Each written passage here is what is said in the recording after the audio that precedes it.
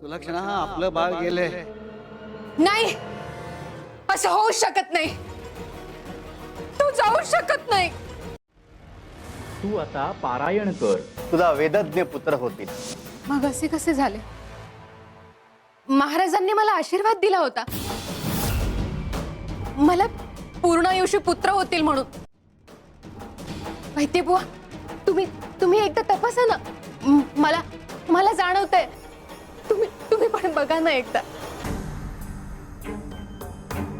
हा मृत बावला आहे. नाही, नाही.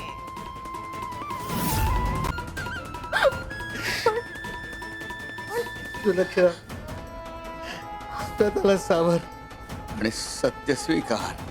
नाही.